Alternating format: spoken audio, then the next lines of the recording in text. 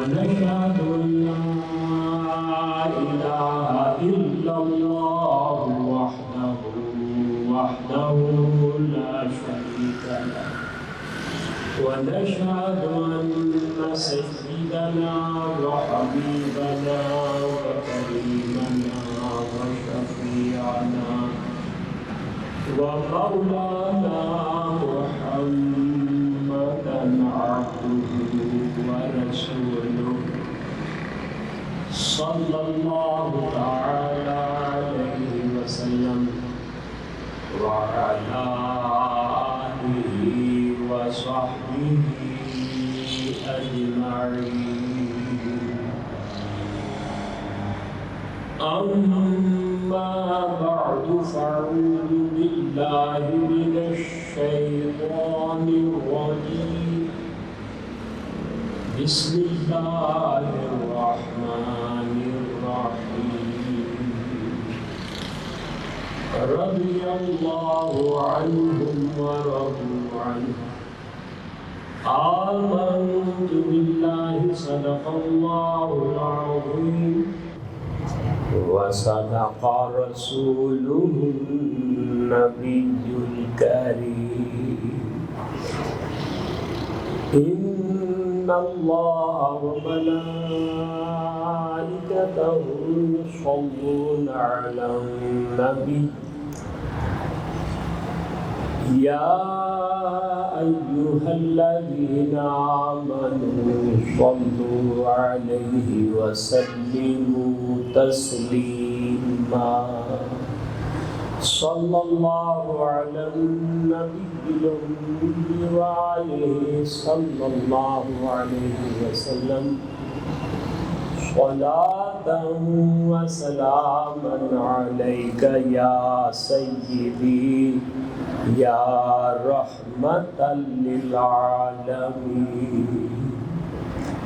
وعلى آلك وصحابك يا سيدي يا خاتم النبيين. محمد سيد الكونين والثقلين والفريقين من عرب ومن عجم. هو الحبيب الذي ترجى شفاعته لكل هول من الأهوال مقتحم. يا أكرم الخلق ما لي من ألوذ به سواك عند حلول الحادث العظيم. مولاي صل وسلم دائما أبدا على حبيبك خير الخلق كلهم. يا صاحب الجمال ويا سيد البشر من وجهك المنير لقد نور القمر لا يمكن الثناء كما كان حقه بعد الخدا منذ قصة مختصر بلغ العلا بكماله كشف الدجى بجماله حسنت جميع خصاله صلوا علیہ وآلہ. حمد و صلاۃ کے بعد عرض ہے حضرت علامہ مفتی فرقان مدنی صاحب سلمہ اللہ تعالی کی دعوت پر آپ کی خدمت میں حاضر ہوا ہوں. آپ اچھی طرح سے جانتے ہیں کہ ہم سب کو یہاں بلانے کا مقصد یہ ہے کہ خلیفہ اول، خلیفہ بلا فصل حضرت ابو بکر صدیق رضی اللہ تعالی عنہ کا ذکر خیر ہو۔ اسی مطلب کے لیے، اسی مقصد کے لیے میں اور آپ ہم سب یہاں جمع ہیں۔ لیکن یہ دور جو گزر رہا ہے بڑا پرفتن دور ہے، اور اس دور میں بعض اپنے بھی پرائے ہو گئے ہیں، جو کل تھے وہ آج نہیں رہے، نظریات میں، عقائد میں کم یا زیادہ تبدیلی آ چکی ہے۔ تو اس لیے میں پہلے بطور تمہید کچھ باتیں آپ کے گوش گزار کروں گا، اور اس کے بعد ہم حضرت ابو بکر صدیق رضی اللہ تعالی عنہ سے متعلق خصوصی گفتگو سنیں گے اور سنائیں گے۔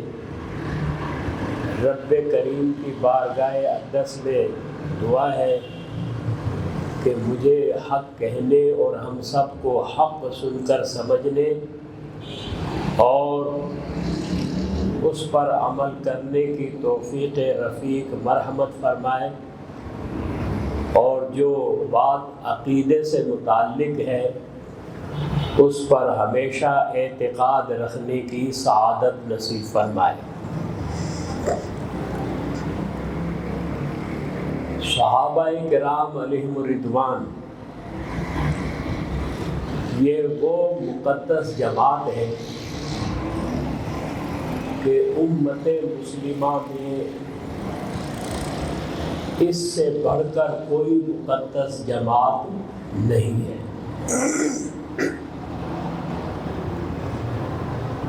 کیونکہ صحابہ کرام علیہم الرضوان انہوں نے براہ راست نبی کریم صلی اللہ تعالی علیہ وسلم سے دین کا علم حاصل کیا ہے۔ نبی مکرم رسول معظم صلی اللہ تعالی علیہ وسلم معلم کائنات ہے۔ صحابہ کرام علیہم الرضوان کے معلم بھی آپ ہیں، اور قیامت تک آنے والے ہر مومن کے معلم بھی آپ ہیں۔ لیکن فرق یہ ہے کہ صحابہ کرام علیہم الرضوان یہ وہ مقدس جماعت ہے جن کو رسول اللہ صلی اللہ علیہ وسلم نے براہ راست دین کا علم عطا فرمایا، جبکہ ان کے علاوہ جتنے بھی اہل ایمان ہیں، اہل اسلام ہیں، قیامت تک آنے والے ان کے معلم بھی نبی کریم علیہ الصلاۃ والتسلیم ہیں، لیکن انہوں نے بالواسطہ سیکھا ہے علم دین کو، جبکہ صحابہ کرام نے بلا واسطہ علم دین نبی کریم صلی اللہ علیہ وسلم سے سیکھا ہے۔ علماء اسلام نے واضح طور پر لکھا ہے وَالصَّحَابَةُ رضی اللہ تعالی عنہم شاہدوا التنزیل، صحابہ کرام علیہم رضوان نے نزول قرآن کا مشاہدہ کیا ہے، وہ جانتے ہیں کہ کون سی آیت کریمہ مکی ہے اور کون سی آیت کریمہ مدنی ہے۔ انہیں معلوم ہے کہ کون سی آیت کریمہ حضری ہے اور کون سی سفری ہے۔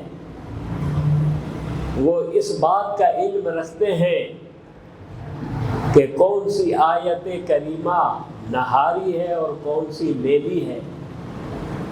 وہ یہ بھی جانتے ہیں کہ کون سی آیت کریمہ مقدم ہے اور کون سی مؤخر ہے۔ نیز وہ جانتے ہیں کہ کون سی آیت کریمہ ناسخ ہے اور کون سی منسوخ، کیونکہ انہوں نے نزول قرآن کا مشاہدہ کیا ہے۔ اور اہل علم حضرات فرماتے ہیں وَتَلَقَّوْا عِلْمَ الدِّينِ مِنَ النَّبِيِّ صلی اللہ تعالی علیہ وسلم مباشرۃً۔ صحابہ کرام علیہم رضوان نے دین کا علم نبی کریم صلی اللہ تعالی علیہ وسلم سے براہ راست حاصل کیا ہے، بیچ میں کوئی واسطہ نہیں ہے۔ جبکہ دوسرے بھی بارگاہ رسالت مآب صلی اللہ علیہ وسلم سے دین کا علم لیتے ہیں، لیکن ان کے لینے میں واسطے ہیں۔ کسی کے لینے میں ایک واسطہ ہے، کسی کے لینے میں 2 واسطے ہیں، کسی کے لینے میں 3 ہیں یا اس سے زیادہ۔ تو یہ سب کے سب واسطوں کے ساتھ دین کا علم لیتے ہیں نبی کریم صلی اللہ علیہ وسلم سے۔ اور صحابہ کرام علیہم رضوان یہ وہ ذوات قدسیہ ہیں کہ انہوں نے براہ راست نبی کریم صلی اللہ تعالی علیہ وسلم سے دین کا علم حاصل کیا ہے۔ ان کے اور رسول اللہ کے درمیان کوئی واسطہ نہیں ہے۔ یاد رکھیں کہ نقل دین میں صحابہ کرام علیہم رضوان قابل اعتماد ہیں، کیونکہ نبی کریم صلی اللہ علیہ وسلم سے انہوں نے دین لیا اور دوسروں کو پہنچایا۔ تو نقل دین میں صحابہ کرام علیہم رضوان قابل اعتماد ہیں۔ اگر ان پر اعتماد نہیں رکھا جائے گا تو نقل دین پر اعتماد کیسے ہوگا؟ اسی لیے یہ ضابطہ ہے، یہ قاعدہ ہے الصحابۃ کلہم عدول، کہ تمام کے تمام صحابہ عادل ہیں۔ ہم جس صحابی کا بھی ذکر کریں گے بھلائی کے ساتھ ذکر کریں گے، برائی کے ساتھ کسی بھی صحابی کا ذکر نہیں کیا جائے گا۔ واقعات اور حالات اور مشاجرات، باہمی جنگیں، یہ تمام چیزیں ان کا تعلق قضاء و قدر کے ساتھ ہے۔ ان سے جو کچھ لغزش ہوئی، خطا ہوئی، وہ اللہ تعالیٰ نے معاف فرما دی۔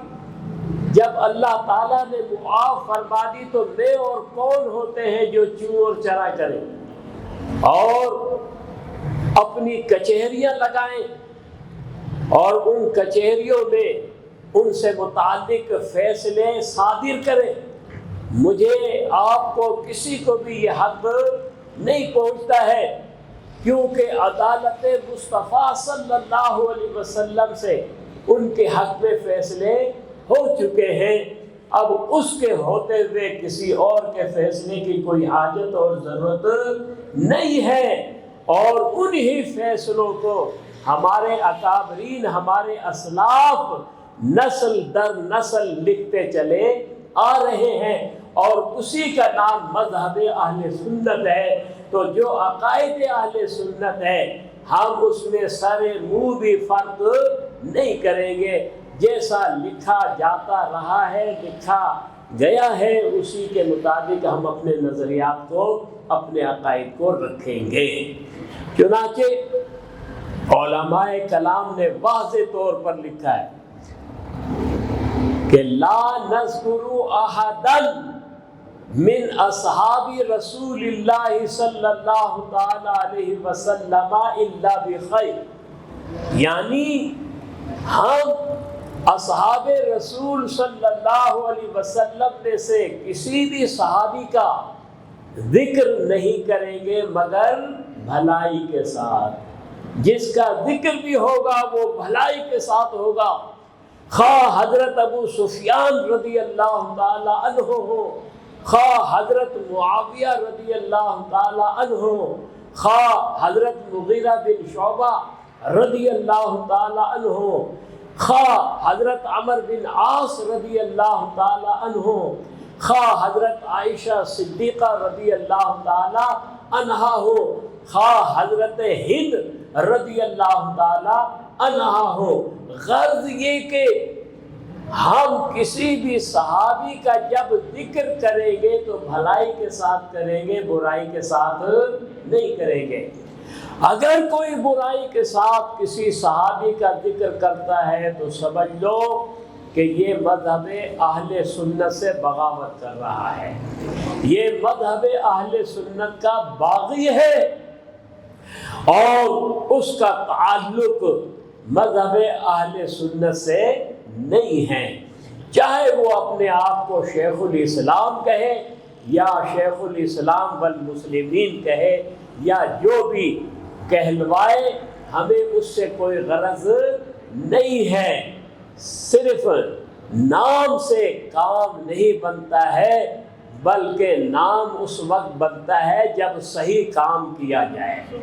اگر صحیح کام کرے گا تو نام بنے گا، اور اگر صحیح کام نہیں کرے گا تو اس کا نام چاہے کتنا بھی وہ بڑے سے بڑا رکھ لے اسے کوئی فائدہ نہیں دے گا۔ تو یہ ہیں صحابہ کرام علیہم رضوان۔ نبی کریم صلی اللہ علیہ وسلم نے امت مسلمہ کو خبردار کیا ہے۔ میں اختصار کے ساتھ بیان کر رہا ہوں۔ آپ نے فرمایا اللہ اللہ فی اصحابی، اللہ اللہ فی اصحابی، 4 مرتبہ فرمایا۔ یہ باب تحذیر سے ہے، اہل علم جانتے ہیں، یعنی اللہ اتقوا اللہ، اتقوا اللہ فی اصحابی، اتقوا اللہ فی اصحابی، 4 مرتبہ فرمایا۔ میرے اصحاب کے بارے میں اللہ سے ڈرو، اللہ سے ڈرو، اللہ سے ڈرو، اللہ سے ڈرو۔ تنبیہ فرما دی، کوئی ایسی بات اپنی زبان سے نہ نکالنا، اپنے منہ سے نہ نکالنا جو ان کے اکرام اور احترام کے خلاف ہو، کیونکہ تنبیہ کے ساتھ حکم دے دیا اکرمو اصحابی، میرے اصحاب کا اکرام کرو۔ حدیث پاک ہے، اکرمو اصحابی، میرے اصحاب کا اکرام کرو۔ تو اللہ تعالیٰ نے فرمایا وما آتاکم الرسول فخذوہ، اور رسول جو تمہیں دے اسے لے لو، وما نہاکم عنہ فانتہوا، اور جس چیز سے روکے اس سے رک جاؤ۔ یہ قرآن بیان کر رہا ہے، اور رسول اللہ صلی اللہ علیہ وسلم نے ہمیں کیا دیا ہے؟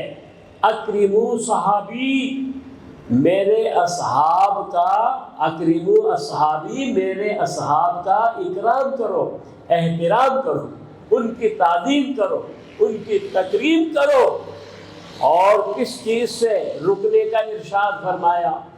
ارشاد فرمایا اذا رأیتم الذین اصحابی، اذا رأیتم الذین یسبون اصحابی، جب تم ان کو دیکھو جو میرے اصحاب کو برا کہتے ہیں، اذا رأیتم الذین یسبون اصحابی، جب تم ان کو دیکھو جو برا کہتے ہیں میرے اصحاب کو، تو کیا کرو؟ فقولوا، تو تم کہو لعنت اللہ علی شرکم، تمہارے شر پر اللہ کی لعنت ہو۔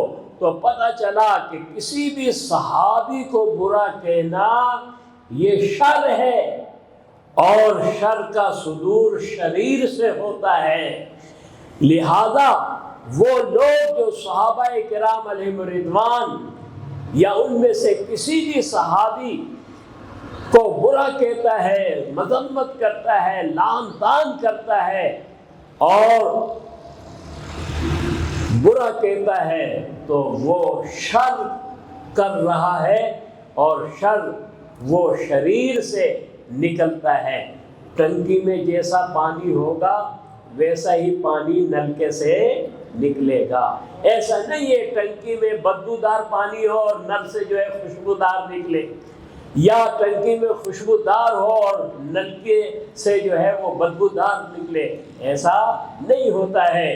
تو لہذا جو اندر ہے، اگر اندر عقیدت ہے، محبت ہے، تو زبان سے اس کا اظہار ہوگا، اور اگر اندر بغض ہے، عناد ہے، کینہ ہے، تو پھر اس کا منہ سے اظہار ہوگا۔ تو یہ اپنی اپنی قسمت ہے۔ اللہ تعالیٰ کا ہم جتنا شکر ادا کریں وہ کم ہے کہ اللہ تعالیٰ نے نہ ہمیں رافضی بنایا، نہ ہمیں خارجی بنایا، اللہ تعالیٰ نے ہمیں سنی بنایا۔ ہم اہل سنت سے تعلق رکھتے ہیں، ہم نہ صحابہ کرام علیہم رضوان کے خلاف کوئی بات کرتے ہیں، نہ ہم اہل بیت اعظام کے خلاف کوئی بات کرتے ہیں۔ دونوں ہی ہمارے سر کے تاج ہیں، ہمارے امام ہیں۔ لہذا ہم نہ رافضی ہیں نہ خارجی ہیں، بلکہ ہم سنی ہیں، ہمارا تعلق اہل سنت و جماعت سے ہے۔ تو جس چیز سے روکا ہے رسول اللہ نے اس سے رک جاؤ، اور جس بات کا حکم دیا ہے اسے اپنا لو۔ اسی میں کامیابی اور کامرانی ہے، اسی میں فوز و فلاح کی منزل پر فائز ہونا ہے۔ یہی دنیا اور آخرت کی سرخ روئی ہے، اور اسی میں دنیا اور آخرت کی بھلائی ہے، عافیت اسی میں ہے، سلامتی اسی میں ہے۔ اگر کوئی کسی بھی صحابی سے متعلق بدگوئی کرتا ہے اور طعن و تشنیع سے کام لیتا ہے، تو وہ اپنے آپ کو ہلاکت اور بربادی میں ڈال رہا ہے، اور اپنے آپ کو وہ ہلاک کر رہا ہے، اور اپنے پاؤں پر خود کلہاڑی مار رہا ہے۔ صحابہ کرام علیہم رضوان کے جو مراتب ہیں، جو درجات ہیں، ان کے جو مقامات ہیں، ان میں کوئی فرق نہیں آئے گا۔ عربی میں کہا جاتا ہے لا یضر السماء نبح الکلاب، یعنی کتوں کا بھونکنا آسمان کو نقصان نہیں دیتا، آسمان کو ضرر نہیں دیتا۔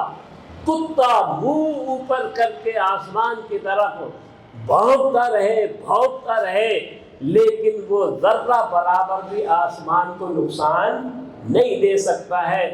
وہ بھونکتے بھونکتے خود تو ہلاک ہو سکتا ہے، آسمان کا کچھ بھی نہیں بگڑے گا۔ یہ تو آسمان ہدایت کے ستارے ہیں، لہذا جو ان کے خلاف بات کرنے والے ہیں وہ بھونکنے والے کتے ہیں، اور ان کے بھونکنے سے ان کی عظمت پر، ان کی رفعت پر کوئی فرق نہیں پڑے گا کہ یہ تو آسمان ہدایت کے ستارے ہیں۔ اصحابی کالنجوم، میرے اصحاب ستاروں کی مانند ہے۔ فَبِأَيِّهِمْ اِقْتَدَيْتُمْ، تم ان میں سے جس کسی کی اقتدا کرو گے، پیروی کرو گے، ہدایت پا جاؤ گے۔ لہذا یہ وہ مقدس جماعت ہے جن کا احترام اور اکرام کرنا ہر مسلمان پر لازم اور ضروری ہے۔ یہ میں نے بطور تمہید کچھ باتیں آپ کے گوش گزار کی ہیں، اس کو اپنے سینے میں چسپاں کر لیں، اپنے سینے سے لگا لیں، اور ہمیشہ پیش نظر رکھیں، اور اسی اسلوب اور طریق پر ہم چلیں۔ دعا ہے کہ رب کریم ہمیں اسی پر زندہ رکھے اور اسی پر موت عطا فرمائے۔ اب رہے صدیق اکبر رضی اللہ تعالیٰ عنہ، تو مذہب اہل سنت یہ ہے کہ انبیاء و مرسلین کے بعد، انبیاء و مرسلین کے بعد، مرسلین خواہ بشر سے ہوں یا ملک سے ہوں، انبیاء و مرسلین کے بعد اگر کوئی مخلوق الہی میں سب سے افضل ہے تو وہ ہے صدیق اکبر رضی اللہ تعالی عنہ۔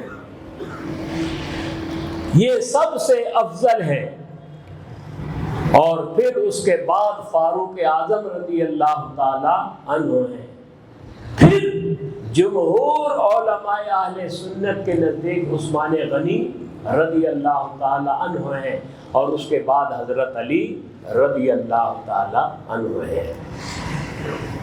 حضرت ابو بکر صدیق رضی اللہ تعالیٰ عنہ، آپ سے متعلق جو رسول اللہ صلی اللہ علیہ وسلم نے ہمیں اپنے فرامین دیے ہیں، ان پر جب ہم غور کرتے ہیں تو بالکل بات واضح ہو جاتی ہے کہ علماء اہل سنت نے ایسے ہی نہیں لکھا ہے کہ صدیق اکبر رضی اللہ تعالی عنہ اس امت مسلمہ ہی میں نہیں بلکہ تمام امتوں میں سب سے افضل اور اعلیٰ ہیں۔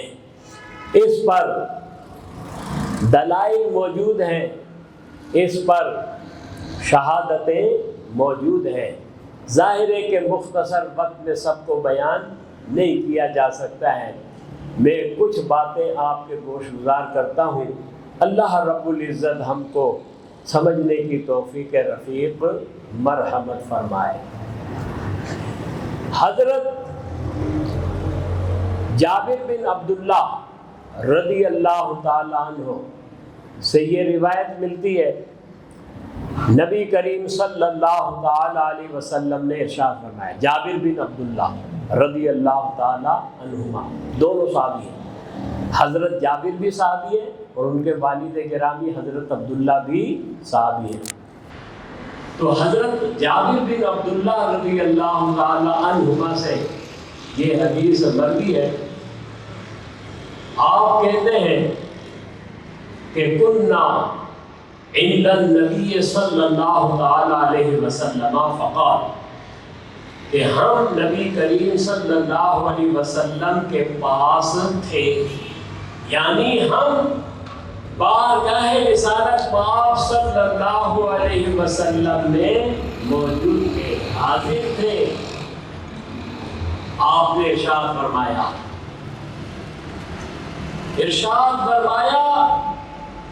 یطلع علیکم رجل، تم پر ایک شخص ایسا چمکے گا، تم پر وہ شخص چمکے گا، یعنی آئے گا، تم اسے دیکھو گے، لم یخلق اللہ بعدی احدا خیرا منہ ولا افضل، وہ شخص ایسا ہوگا کہ اللہ تعالیٰ نے اس سے بہتر اور بزرگ تر میرے بعد کسی کو پیدا نہیں کیا۔ حضرت جابر بن عبداللہ رضی اللہ تعالی عنہما کہتے ہیں، فما برحنا، پس ہم جدا نہیں ہوئے بارگاہ رسالت آپ سے، بلکہ ہم بارگاہ رسالت آپ صلی اللہ علیہ وسلم میں موجود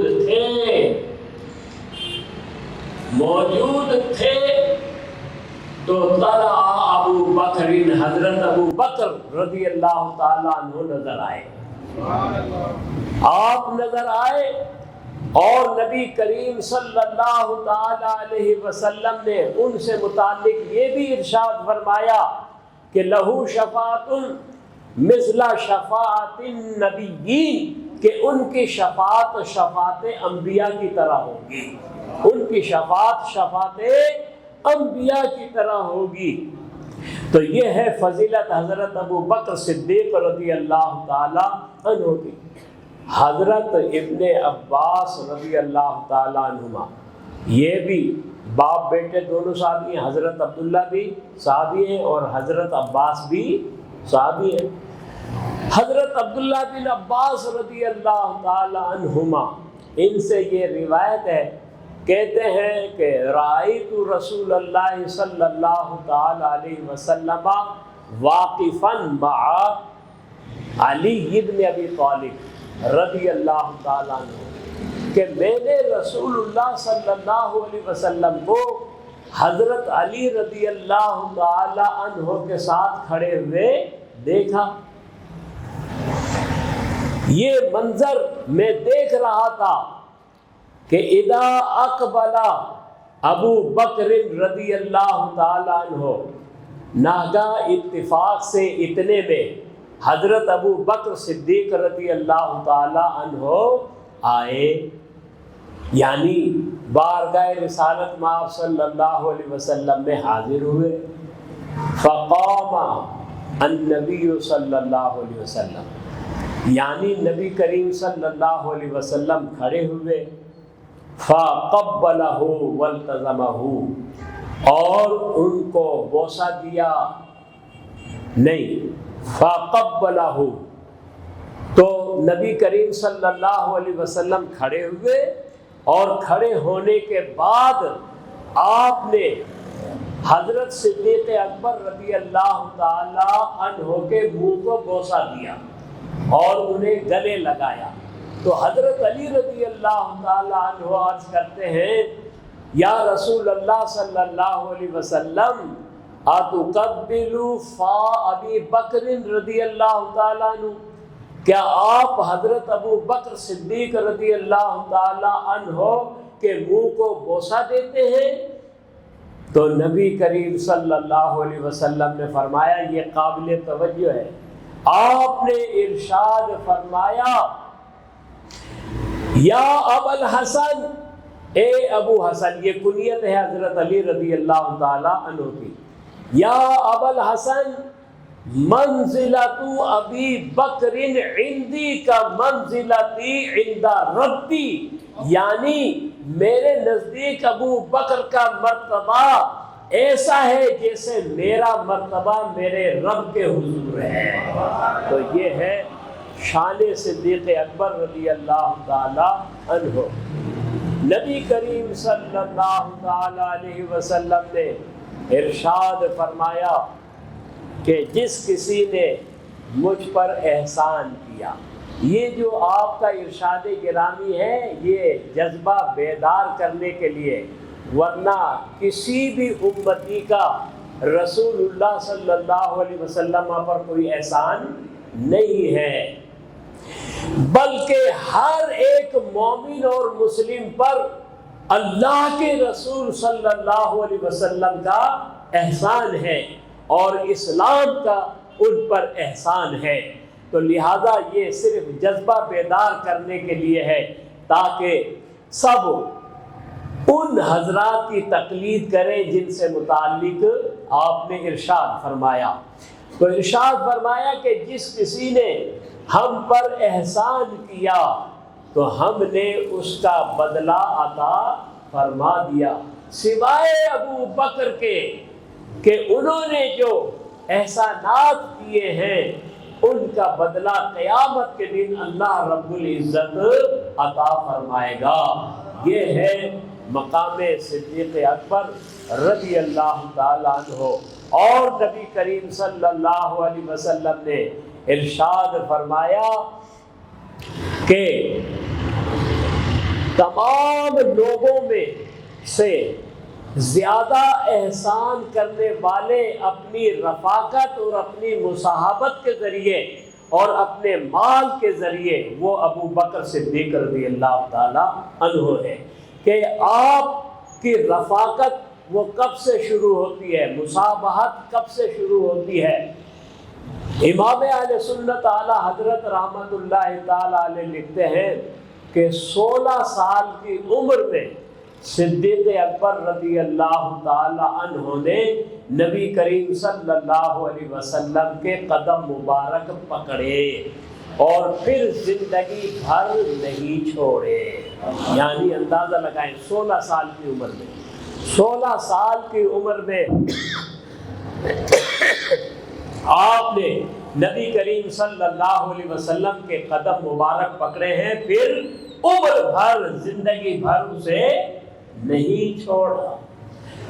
تو اب نبی کریم صلی اللہ علیہ وسلم کا وصال شریف 63 سال کی عمر میں ہوا، اور حضرت ابو بکر صدیق رضی اللہ تعالیٰ عنہ تقریباً 2 سال چھوٹے ہیں نبی کریم صلی اللہ علیہ وسلم، کیونکہ 13 ہجری میں صدیق اکبر رضی اللہ تعالیٰ عنہ کا وصال ہوا اور 11 ہجری میں نبی کریم صلی اللہ علیہ وسلم کا وصال ہوا. تو 2 سال 4 مہینے تقریباً خلافت کی ہے، سر انجام دی ہے صدیق اکبر رضی اللہ تعالی عنہ نے. تو اب آپ اندازہ لگا لیں کہ نبی کریم صلی اللہ علیہ وسلم کا جب وصال شریف ہوا تو اس وقت تقریباً 61 سال کی عمر تھی صدیق اکبر رضی اللہ تعالی عنہ کی. تو آپ کی 61 سال تھی اور 16 سال سے آپ نے نبی کریم صلی اللہ علیہ وسلم کے قدم مبارک پکڑے، پھر زندگی بھر نہ چھوڑے. تو اندازہ لگا لیں 61 میں سے 16 نکال دیں تو باقی جو سال بنتے ہیں، اب یہ کتنے سال بنتے ہیں؟ 45 بتا رہے ہیں مفتی صاحب کے 45 سال بنتے ہیں. تو 45 سال نبی کریم صلی اللہ علیہ وسلم کی رفاقت ان کو حاصل رہی. یعنی لڑکپن میں بھی رفاقت آپ نے پائی ہے، جوانی میں بھی آپ نے رفاقت پائی ہے، کہولت میں بھی آپ نے رفاقت پائی ہے، اور بڑھاپے میں بھی آپ نے رفاقت پائی ہے، اور سفر اور حضر میں آپ نے رفاقت پائی ہے، اور آپ یار غار بھی ہیں اور یار مزار بھی ہیں. یعنی غار میں بھی آپ کی رفاقت ہے اور مزار میں بھی آپ کی رفاقت ہے. تو یہ ہے رفاقت جو صدیق اکبر رضی اللہ تعالی عنہ کو نبی کریم صلی اللہ علیہ وسلم کی میسر آئی. یہ وہ رفاقت ہے جو اپنی مثال آپ ہے، اور ہمیشہ آپ رسول اللہ صلی اللہ علیہ وسلم کی خوشنودی میں لگے رہے. چنانچہ علماء نے لکھا ہے، اعلیٰ حضرت رحمت اللہ تعالی علیہ نے بحوالہ بیان کیا ہے کہ لم یزل ابو بکر صدیق رضی اللہ تعالی عنہ بعین الرضا منہ. یعنی صدیق اکبر رضی اللہ تعالی عنہ ہمیشہ رسول اللہ صلی اللہ علیہ وسلم کی خوشنودی میں لگے رہے. وہ آپ صلی اللہ علیہ وسلم کو راضی کرنے میں لگے رہے. فاروق اعظم رضی اللہ تعالیٰ عنہ کے پاس بڑا مال تھا. نبی کریم صلی اللہ علیہ وسلم نے صدقہ و خیرات کا حکم دیا. انہوں نے اپنے دل میں سوچا کہ آج میں بازی لے جاؤں گا صدیق اکبر رضی اللہ تعالی عنہ سے، اور نیکی میں مسابقت کرنے کا جو ہے وہ اچھا ہے مزاج اور یہ اچھی نیت ہے. چنانچہ انہوں نے اپنے تئیں یہ سوچا کہ مال کافی ہے، لہذا میں آج سبقت لے جاؤں گا.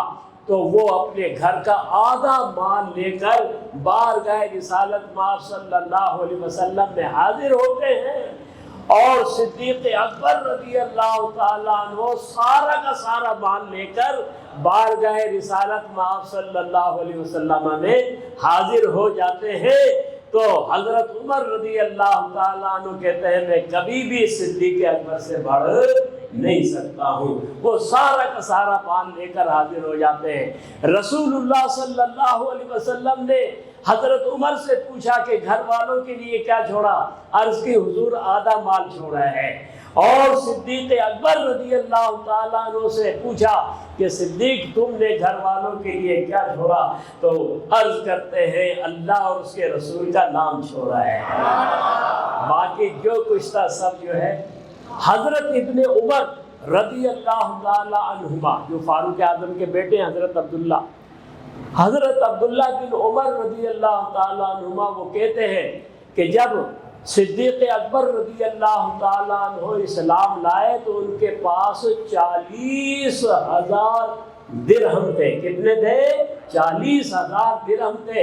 اور جب مکہ مکرمہ سے مدینہ منورہ رسول اللہ صلی اللہ علیہ وسلم کے ساتھ ہجرت کر رہے ہیں تو ان 40,000 درہم میں سے صرف 5,000 درہم باقی رہ گئے اور 35,000 درہم انہوں نے خرچ کر دیے رسول اللہ صلی اللہ علیہ وسلم کی خوشنودی میں اور اسلام کی خدمت میں انہوں نے 35,000 خرچ کر دیے۔ اور ایک قول کے مطابق 6 غلاموں کو اور دوسرے قول کے مطابق 7 غلاموں کو انہوں نے اپنے مال سے خرید کر ان کو آزاد کیا، جن کو اسلام لانے کی پاداش میں سزا دی جاتی تھی اور ان کو تکلیف پہنچائی جاتی تھی اور ان کو اذیت دی جاتی تھی، تو یہ ان کو خرید کر غلاموں کو انہوں نے آزاد کیا۔ یہ ہے انفاق فی سبیل اللہ۔ تو انفاق میں بھی، خرچ کرنے میں بھی اللہ کی راہ میں آپ مقدم ہیں اور آگے ہیں، چنانچہ آپ مبلغ بھی بہت بڑے ہیں۔ چنانچہ صحابہ کرام علیہ رضوان میں سے حضرت عثمان رضی اللہ تعالیٰ عنہ، حضرت عبد الرحمن بن عوف رضی اللہ تعالیٰ عنہ، حضرت طلحہ بن عبید اللہ رضی اللہ تعالیٰ عنہ، حضرت سعد بن ابی وقاص رضی اللہ تعالیٰ عنہ، حضرت عبد الرحمن بن عوف رضی اللہ تعالیٰ عنہ، اور اسی طرح سے ایک آدھ اور نام آتا ہے، تو یہ سب کے سب آپ کی تبلیغ سے مسلمان ہوئے ہیں، یعنی آپ نے اسلام کی تبلیغ کی ہے اور یہ ایمان لانے کا ان کا سبب بنا ہے۔ تو یہ ہے مقام صدیق اکبر رضی اللہ تعالیٰ عنہ۔ ہم جس جہت سے بھی دیکھتے ہیں تو یہ بڑے نظر آتے ہیں، اونچے نظر آتے ہیں۔ فرمان رسول صلی اللہ علیہ وسلم ان کو عتیق من النار کہتا ہے، یعنی یہ جہنم سے آزاد ہے، اور فرمان رسول صلی اللہ علیہ وسلم ان کو صدیق کہتا ہے کہ یہ بڑے سچے ہیں۔ اور یہ سچا صدیق کا لقب جو ہے اس وقت بھی آپ کو دیا گیا جب آپ معراج سے تشریف لائے تو تکذیب کی گئی، بعض نے تکذیب کی، تو صدیق اکبر رضی اللہ تعالی عنہ سے جب کہا گیا کہ تمہارے نبی تو یہ فرماتے ہیں کہ میں نے یہ دیکھا، یہ دیکھا، یہ دیکھا، 7 آسمانوں کی سیر کی اور میں جنت کی سیر کی اور دوزخ کی سیر کی، وغیرہ وغیرہ، پورا معراج کا واقعہ ہے، تو یہ کیسے ممکن ہے؟ تو آپ نے فرمایا جب نبی کریم صلی اللہ علیہ وسلم نے فرمایا ہے تو بالکل حق اور سچ ہے، کیونکہ ہم تو اس سے بھی مستبعد چیزوں کو مانتے ہیں اور ان کی تصدیق کرتے ہیں، یہ تو کچھ بھی بات نہیں ہے۔ تو یہ ہے شان صدیق اکبر رضی اللہ تعالیٰ عنہ کہ آپ صدیق بھی ہیں، آپ عتیق بھی ہیں، اور آپ خلیفہ اول بھی ہیں اور خلیفہ بلا فصل بھی ہیں، اور آپ عالم بھی بہت بڑے ہیں، بخاری میں بھی ہے، ترمذی میں بھی ہے۔ حضرت ابو سعید خدری رضی اللہ تعالیٰ عنہ اسے بیان کرتے ہیں، وہ کہتے ہیں کانا ابو بکر عالمنا بھی، یعنی نبی کریم صلی اللہ علیہ وسلم کا جو معاملہ ہے وصال کا، تو صدیق اکبر رضی اللہ تعالیٰ عنہ ہم میں سب سے بڑے عالم ہیں کہ انہوں نے جان لیا اور کسی صحابی نے اسے نہیں جانا۔ اور دوسری میں آتا ہے کہ کانا ابو بکر رضی اللہ تعالیٰ عنہ عالمہم، یعنی صحابہ کرام علیہم رضوان میں بڑے عالم کون تھے؟ ابو بکر صدیق رضی اللہ تعالیٰ عنہ، اور اول المسلمین ہیں، مردوں میں سب سے پہلے اسلام لانے والے ہیں، یہ بھی بالکل واضح ہے۔ تو ہر ایک جہت سے پھر آپ کہ اگر علمی تو قوت تو آپ نے جان لی ہے ابھی، یعنی قوتیں، یہ تین قوتیں ہوتی ہیں سمجھو، ایک قوت علمیہ ہوتی ہے، ایک قوت عملیہ ہوتی ہے، ایک قوت دافعیہ ہوتی ہے، یعنی جو دفع کرنے والی، دور کرنے والی قوت ہوتی ہے، کس کو؟ فتنے کو، اور اسی طرح دشمن کو۔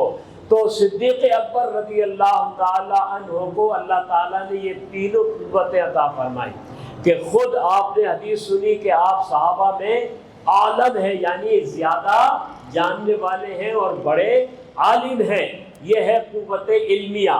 اور قوت عملیہ یہ ہے کہ رسول اللہ صلی اللہ علیہ وسلم نے فرمایا کہ آج تم میں سے کس نے روزے کی حالت میں صبح کی؟ تو صدیق اکبر کہتے ہیں میں نے۔ آپ نے فرمایا کہ آج کون جنازے کے ساتھ گیا؟ آپ نے عرض کی کہ میں۔ آپ نے فرمایا کہ آج کس نے مسکین کو کھانا کھلایا؟ آپ نے عرض کی میں نے۔ اور آپ نے فرمایا آج تم میں سے کس نے مریض کی، بیمار کی عیادت کی؟ آپ نے فرمایا میں۔ تو بتائیے اس سے بڑھ کر اور قوت عملیہ کیا ہوگی؟ اور قوت عملیہ اس سے بڑھ کر کیا ہوگی؟ اور رہا قوت دافعہ، تو جب منکرین زکوٰۃ اٹھے تو آپ نے ان کی سرکوبی کی، اور جب منکرین ختم نبوت اٹھے تو آپ نے ان کی بھی سرکوبی کی، اور کوئی لحاظ اور پاس نہیں کیا۔ تو منکرین زکوٰۃ کے فتنے کو بھی آپ نے دبا دیا، اور منکرین ختم نبوت کے فتنے کو بھی آپ نے دبا دیا۔ یہ قوت دافعہ ہے جو صدیق اکبر رضی اللہ تعالی عنہ کو اللہ رب العزت نے عطا فرمائی۔ عرض کرنے کا مدعا یہ ہے کہ آپ کی شان بڑی بلند و بالا ہے، عرفہ اور اعلیٰ ہے۔ آخری بات عرض کر کے اپنی گفتگو ختم کرتا ہوں، کیونکہ تقریباً 1 گھنٹہ ہو جائے گا۔ حضرت عبداللہ بن عباس رضی اللہ تعالی عنہما اسے روایت کرتے ہیں کہ نبی کریم صلی اللہ علیہ وسلم اپنے اصحاب کے ساتھ تالاب میں تشریف لے گئے، اور فرمایا کہ تم میں سے ہر ایک اپنے صاحب، اپنے ساتھی، اپنے دوست کی طرف پیرے، جسے ہم پیرے کہتے ہیں، پیرنا کہتے ہیں، تو پیرے، تو ہر ایک اپنے ساتھی اور صاحب اور دوست کی طرف پیر گیا۔ باقی رہ گئے کون؟ صدیق اکبر رضی اللہ تعالیٰ عنہ اور نبی کریم صلی اللہ علیہ وسلم۔ تو اب رسول اللہ صلی اللہ علیہ وسلم وہ پیرے ہیں صدیق اکبر رضی اللہ تعالی عنہ کی طرف۔ تو اس سے یہ پتہ چل رہا ہے کہ صحابی تو وہ بھی ہیں، صحابی تو صدیق اکبر رضی اللہ تعالیٰ عنہ بھی ہیں، لیکن ان کی صحابیت کی جو بات ہے وہ بڑی بلند و بالا ہے کہ خود رسول اللہ صلی اللہ علیہ وسلم شفقت فرماتے ہیں اور ان کی طرف پھیرتے ہیں اور ان کی طرف جاتے ہیں اور ان کو اپنے گلے لگاتے ہیں۔ تو یہ ہے مقام صدیق اکبر رضی اللہ تعالیٰ عنہ۔ دعا گو ہوں کہ رب کریم جو کچھ بیان کیا گیا اس میں جو بھی غلطی، خامی، کوتاہی رہ گئی ہو معاف فرمائے، اور ہمارے لیے اس کو سرمایہ آخرت بنائے۔ وآخر دعوانا الحمدللہ رب العالمین۔ یا ارحم الراحمین، یا ارحم الراحمین، یا ارحم الراحمین، یا ربنا یا ربنا یا ربنا یا ربنا یا ربنا، یا حنان یا منان، یا بدیع السماوات والارض، یا ذا الجلال والاکرام، یا ذا القوة المتین، یا حی یا قیوم، یا اللہ یا رحمان یا رحیم۔ نبی مکرم رسول معظم صلی اللہ تعالی علیہ وسلم کے وسیلہ جلیلہ سے ادارہ نور الہدیٰ میں صدیق اکبر رضی اللہ تعالیٰ عنہ اور صحابہ کرام علیہ رضوان سے متعلق جو کچھ بیان ہوا، یا اللہ اس میں جو بھی غلطی، خامی، کوتاہی رہ گئی ہو معاف فرما۔ یا اللہ اس کو ہم سب کے لیے سرمایہ آخرت بنا۔ یا اللہ اس کی برکتیں اس ادارے کو عطا فرما، یا ارحم الراحمین اس کی برکتیں جتنے بھی اس ادارے میں اساتذہ کرام ہیں، عزیز طلبہ ہیں اور خادمین ہیں، منتظمین ہیں اور معاونین ہیں، سب کو عطا فرما یا ارحم الراحمین۔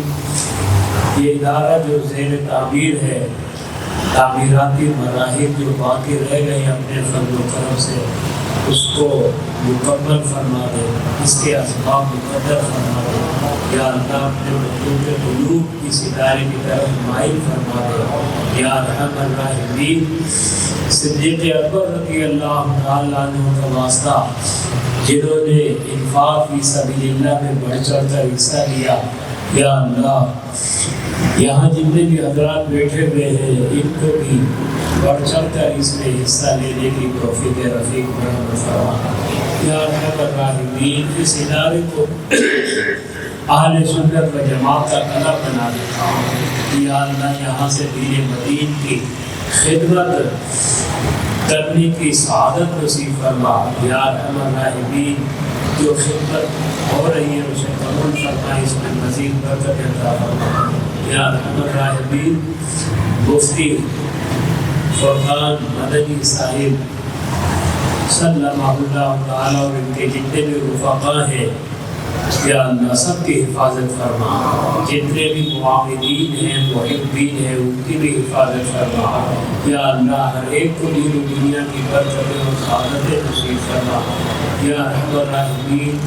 اس محفل میں دور دراز سے قرب و دیوار سے جتنے بھی تیرے بندے آئے یا اللہ، ہر ایک پر اپنا فضل فرما کرم فرما یا ارحم الراحمین۔ جس کی جو بھی جائز دعا ہے اپنی بارگاہ اقدس میں قبول فرما، جو بھی جائز حاجت ہے اپنے فضل و کرم سے پوری فرما، ہر ایک کے نیک مقاصد میں کامیابی عطا فرما یا اللہ۔ ہمارے ظاہر اور باطن کو صاف اور شفاف بنا دے، ہمیں خلوص کی دولت عطا فرما، ریاکاری سے محفوظ فرما یا اللہ۔ جھوٹ، غیبت، چغلی، دھوکہ، حسد، غرور، تکبر، بنا، وعدہ خلافی، خیانت، بد نظری، بد کرداری سے محفوظ فرما اللہ۔ یا اللہ، یا رحمان، یا رحیم، ہمارے گناہوں کو معاف فرما، ہم سب کی مغفرت فرما، ہمارے جملہ مرحومین کی مغفرت فرما یا اللہ۔ جتنے بھی حاضرین ہیں ان کے آئندوں اقربا دوست احباب جیسے جو بھی انتقال کر چکے تمام کی مغفرت فرما یا ارحم الراحمین۔ جملہ مرحومین کے قبور پر اپنی رحمتوں کا نزول فرما یا ارحم الراحمین۔ سب کا ایمان کامل پر خاتمہ فرما آمین یا رب العالمین بجاہ سید المرسلین۔ ان اللہ وملائکتہ یصلون علی النبی یا ایھا الذین آمنوا صلوا علیہ وسلموا تسلیما۔ اللہم صل علی سیدنا مولانا محمد وعلی آلہ وصحبہ وسلم۔ سبحان ربک رب العزۃ عما یصفون، سلام علی المرسلین والحمد للہ۔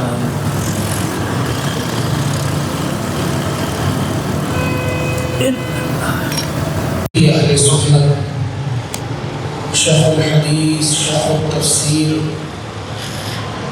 انتہائی مشفق و مہربان حضرت علامہ مفتی الیاس رضوی صاحب دامت برکاتہم العالیہ جلوہ فروز ہوئے، اور آپ نے ہمارے لیے جو نکات بیان کی کہ ہمیں کس طرح اپنے عقیدے کو پختہ رکھنا ہے اور اپنی عمل کی اصلاح میں توجہ دینا ہے، یقیناً یہ ہمارے لیے مشعل راہ ہے۔ اللہ تعالیٰ حضرت کا سایہ عاطفت اہل سنت پر دراز فرمائے، اللہ تعالیٰ حضرت کو عمر خزی عطا فرمائے اور ہمیں ہمارے بزرگوں کا مطیع و فرمانبردار و راضی بنائے۔ حضرت کی اجازت سے میں ایک اعلان کرنا چاہوں گا آپ کی خدمت میں۔ الحمدللہ جہاں آپ موجود ہیں مرکز نور الہدا میں، انشاءاللہ الجلیل 8 جنوری بروز پیر سے یہاں انشاءاللہ حفظ و ناظرہ کے مدرسے کا باقاعدہ آغاز ہونے جا رہا ہے۔ الحمدللہ نور الہدا کے تحت 20 سے زائد شعبہ جات میں اپنی بساط کے مطابق دین مدین کے مختلف شعبہ جات میں خدمت سر انجام دی جا رہی ہے، اور یہ شعبہ پہلے متفرق طور پر تھا، آن لائن تھا، لیکن اب انشاءاللہ مربوط طور پر یہاں اس کا آغاز ہو رہا ہے۔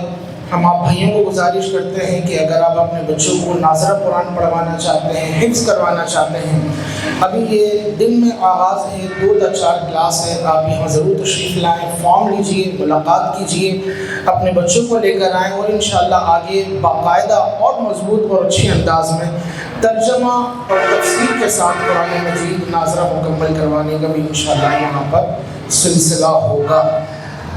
اللہ تعالیٰ جتنے نور الہدا کے خیر خواہ ہیں اور اس کار خیر میں اپنا حصہ ملانے والے ہیں، سب کو دنیا و آخرت کی بھلائیاں عطا فرمائے۔ اور ایک آپ سے گزارش کرنی ہے کہ بحمد اللہ تعالیٰ یہ جو پروجیکٹ چل رہا ہے ہمارے بزرگوں کی دعاؤں کا صدقہ ہے۔ حضرت کی خدمت میں عرض کر رہا تھا کہ حضور آپ 2 سال پہلے تشریف لائے تھے تقریباً، جو رینٹ پر جگہ ہے سیکٹر 7F بلوچ روٹ میں، اور حضرت نے بڑی ہی مخلصانہ دعائیں عطا فرمائیں، اور اس وقت سچی بات یہ ہے کہ اس طرح کچھ تصور نہیں تھا، لیکن یہ بزرگوں کی نسبتیں اور دعائیں ہوتی ہیں کہ الحمدللہ آج آپ یہاں پہ موجود ہیں، اور الحمدللہ حضرت کا پھر وہ نور برساتا نورانی چہرہ ہمارے درمیان موجود ہے۔ انشاءاللہ حضرت دعا بھی فرمائیں گے۔ ہم آپ ہم سے گزارش کرتے ہیں کہ یہ تعمیرات کا سلسلہ بھی رکا نہیں، کروڑوں روپے کے اخراجات ہیں، اور ابھی قریب انشاءاللہ ایک چھت کی سلیب کی بھرائی کا مرحلہ بھی ہونے والا ہے، تو سیمنٹ بیگ، صرف سیمنٹ بیگ کی مد میں اگر آپ ہمارے ساتھ تعاون کرنا چاہیں، جو در حقیقت آپ کا اپنی آخرت، اپنی قبر کے ساتھ تعاون ہے۔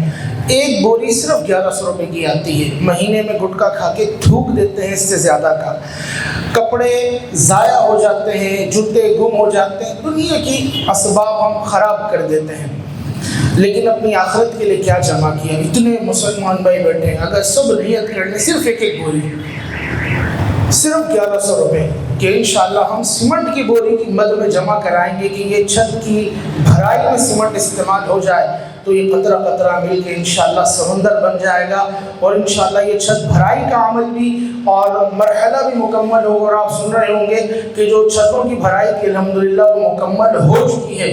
کون کون نیت کرتا ہے انشاءاللہ بالخصوص سیدنا صدیق اکبر رضی اللہ عنہ کے ایصال ثواب کے لیے کم از کم ایک بوری جمع کرواؤں گا انشاءاللہ؟ ظاہر نصیب صدیق اکبر رضی اللہ عنہ کی نیت سے 122 کی کوئی نیت کرے، 22 کی نیت کرے۔ 11 میں بھی ہم نے اعلان کیا تھا، تو الحمدللہ کسی نے 1100 روپے، کسی نے 11، کسی نے 1,11,000، جس سے جو بن پڑا اس نے حصہ ملایا۔ ہم آپ کو عرض کرتے ہیں پوری بوری نہیں دے سکتے تو کم از کم 11 چٹکیاں ہی ڈالتے ہیں سیمنٹ کی، کچھ تو حصہ ملائیں۔ دین کا ہم پہ کتنا احسان ہے، جیسے حضرت نے فرمایا۔ اور انفاق فی سبیل اللہ، سیدنا صدیق اکبر رضی اللہ عنہ جب آپ نے حضرت بلال حبشی رضی اللہ عنہ کو آزاد کیا، جیسا کہ قبلہ نے فرمایا کہ یہ وہ غلام تھے کہ جن پہ تکلیف اور اذیتوں کے پہاڑ توڑے جاتے تھے، اور امیہ بن خلف نے کہا اے ابو بکر کیا اس کو خریدو گے؟ آپ نے کہا تو بول کتنے کا بیچتا ہے، کتنے میں آزاد کرے گا، کتنے میں میرے ہاتھوں فروخت کرے گا؟ تو امیہ نے کہا 500 اوقیہ۔ تو صدیق اکبر رضی اللہ عنہ نے 500 اوقیہ قیمت کے بدلے حضرت بلال حبشی کو خریدا۔ مفسرین نے، شارحین نے، علماء نے اس کا جو اندازہ بیان کیا وہ ہے 32 تولہ سونا۔ کتنا؟ کتنے تولے؟ 32 تولہ سونا، تقریباً موجودہ مالیت کم از کم 70 لاکھ روپے بنتی ہے۔ کتنی؟ 70 لاکھ روپے صرف ایک جنبش زبان سے، صرف ایک لمحے میں امیہ نے کہا فروخت کروں گا، آپ نے کہا کہ اب میں بلال کو خریدتا ہوں اور اس کو آزاد کروں گا۔ موجودہ زمانے کے 70 لاکھ روپے آپ نے لمحے میں عطا کر دی دین اسلام کے لیے۔ تو اللہ ہمیں بھی وہ جذبہ عطا فرمائے کہ انفاق فی سبیل اللہ کا ہمارے اندر جذبہ پیدا ہو۔ اللہ تعالی ہم سب کو نیکی کے کاموں میں بڑھ چڑھ کر حصہ لینے کی توفیق عطا فرمائے۔ خود تعاون کیجیے، خود نہیں کر سکتے اپنے متعلقین کو کہیں، دوست احباب کو کہیں، پوسٹیں چلتی ہیں، ویڈیوز آتی ہیں، نور الہدا سے جڑ جائیے۔ انشاءاللہ دنیا میں بھی آپ کو بہت بھلائیاں ملیں گی، اور انشاءاللہ بزرگوں کا دامن رہے گا تو انشاءاللہ آخرت بھی اچھی ہوگی۔ اللہ تعالیٰ سب کی حاضری کو قبول فرمائے، آمین بجاہ طہ و یاسین۔ صلاۃ و سلام کے لیے